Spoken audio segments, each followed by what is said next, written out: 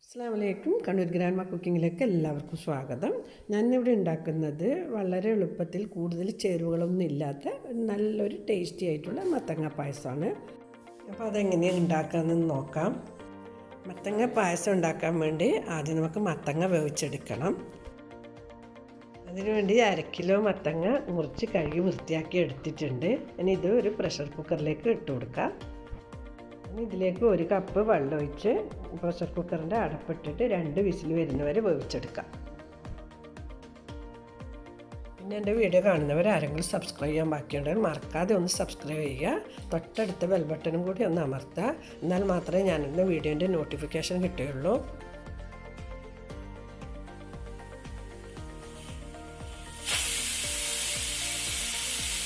രണ്ട് വിസിൽ വന്നിട്ടുണ്ട്. Stove off ചെയ്യുക.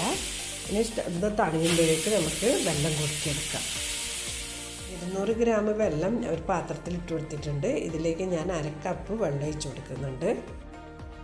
ഇനി ഇത് കുറുക്കിയെടുക്കാം.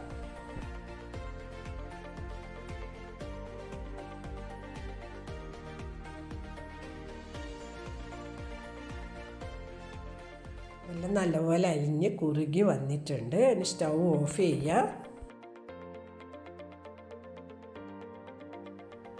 കുക്കറിൻ്റെ പ്രഷറൊക്കെ പോയിട്ടുണ്ട്. ഇനി കുക്കറൊന്ന് തുറന്ന് നോക്കാം. മത്തൊക്കെ നല്ലപോലെ വെന്തിട്ടുണ്ട്. ഇനി ഇതിലേക്ക് വെള്ളം ഉരുക്കിയത് ഒഴിച്ചു കൊടുക്കാം. ചില വെള്ളത്തിൽ പൂഴിയെല്ലാം ഉണ്ടാകും, അതുകൊണ്ട് നമുക്കിത് അരിച്ചിട്ട് ഒഴിച്ചു കൊടുക്കാം. ഇതൊന്ന് നല്ലപോലെ ഇളക്കി യോജിപ്പിച്ചെടുക്കാം. എന്നിട്ട് ഒന്ന് ചെറിയ തീയിൽ തിളപ്പിച്ചെടുക്കാം.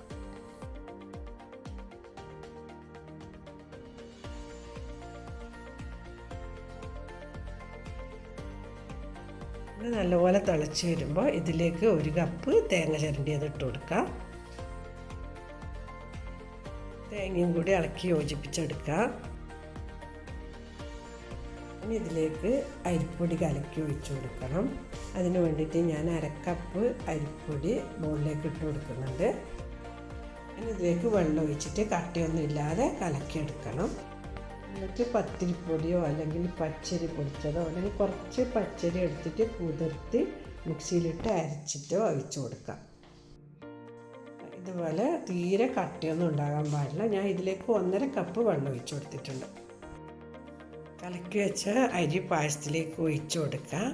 ഇളക്കി കൊടുത്തുകൊണ്ട് കുറച്ചായിട്ട് ഒഴിച്ചു കൊടുക്കുക. മുഴുവനും ഒന്നിച്ചിട്ട് ഒഴിച്ചു കൊടുക്കരുത്. എന്നാലും പെട്ടെന്ന് അടുക്കി പിടിച്ചും കട്ടി പിടിക്കാനും സാധ്യതയുണ്ട്.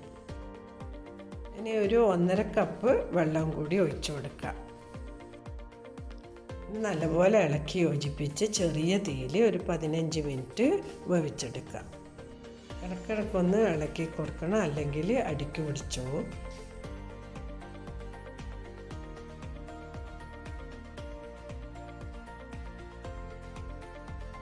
അരിയൊക്കെ വെന്ത് പായസം നല്ലപോലെ കുറുകി വന്നിട്ടുണ്ട്.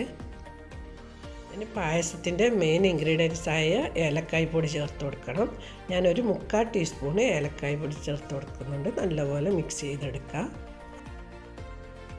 ഈ ഒരു പരുവത്തിൽ നമുക്ക് സ്റ്റൗ ഓഫ് ചെയ്യാം. ഒരു കട്ടി മതി. തണുത്ത് കഴിഞ്ഞാൽ കുറച്ചും കൂടി കട്ടിയാവും.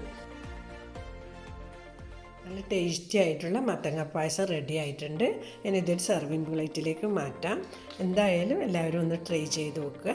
എല്ലാവർക്കും വീഡിയോ ഇഷ്ടപ്പെട്ടിട്ടുണ്ടാവുമെന്ന് വിചാരിക്കുന്നു. ഇഷ്ടപ്പെട്ടിട്ടുണ്ടെങ്കിൽ ലൈക്ക് ചെയ്യുക, ഷെയർ ചെയ്യുക, നിങ്ങളെ വിലപ്പെട്ട അഭിപ്രായം അറിയിക്കുക. ഇൻഷാ അല്ലാഹ് അടുത്ത് തന്നെ നല്ലൊരു വീഡിയോ ആയിട്ട് കാണാം. Thank you.